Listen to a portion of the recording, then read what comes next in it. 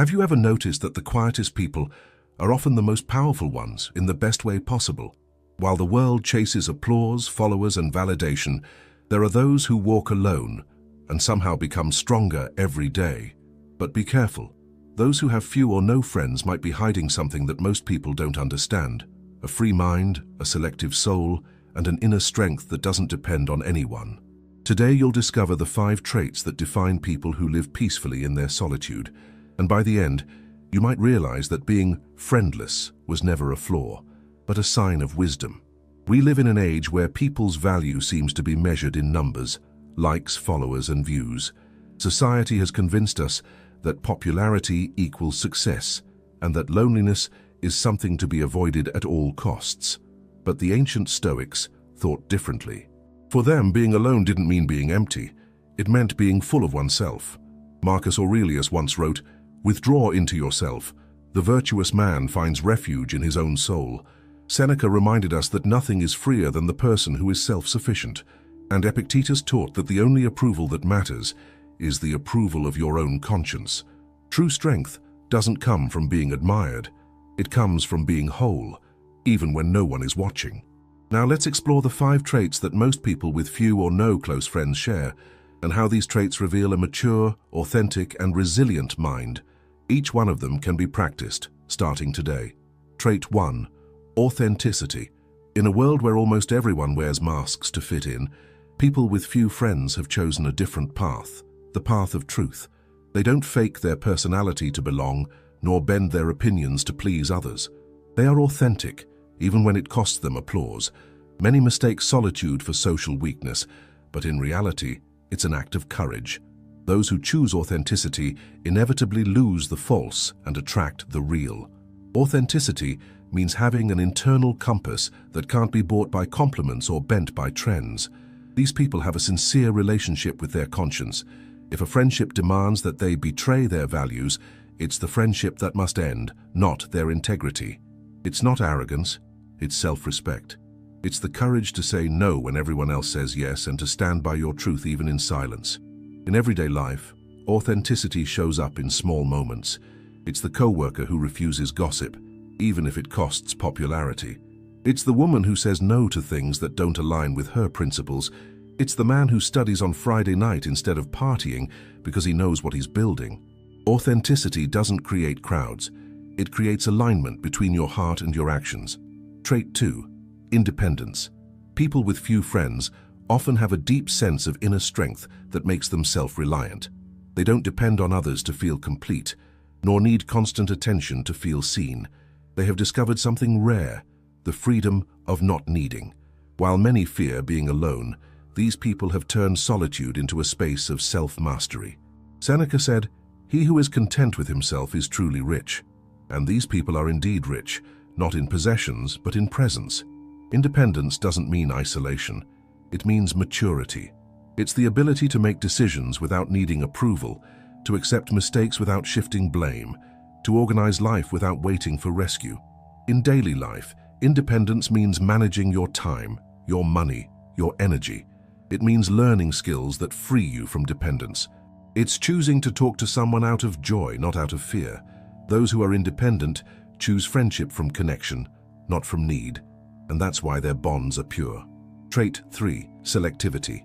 Having few friends isn't a sign of arrogance, it's a sign of emotional intelligence. Those who choose carefully who they let into their lives understand that energy is sacred and shouldn't be shared with just anyone. They don't seek friendships to fill a void, but to share abundance. They prefer depth over quantity. Selective people know when a conversation isn't nourishing, when someone's energy drains them, and when it's time to walk away gracefully.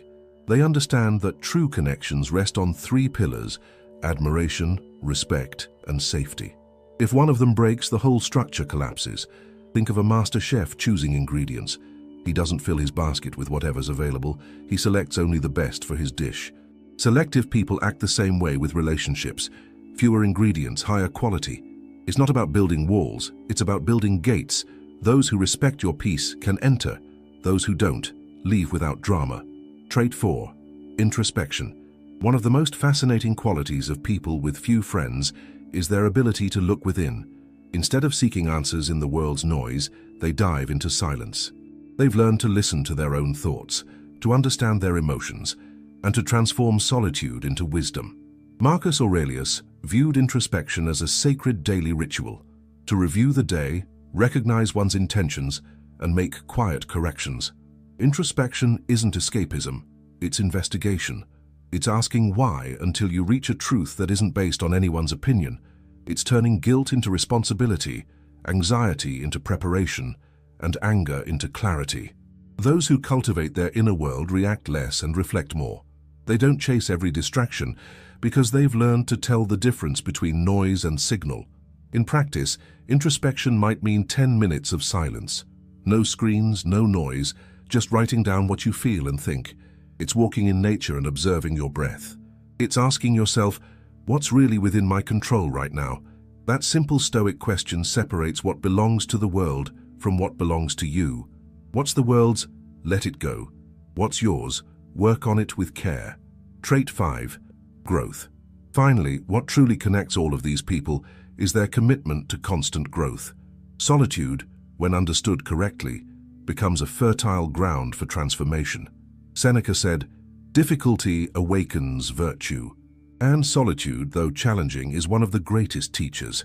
Growth means treating silence as a classroom. It's studying without urgency, training without an audience, and building habits quietly. It's understanding that life has cycles, some for planting, some for harvest. Those who embrace solitude learn to handle the invisible phase with grace. When results come, they come solid because they were built from within.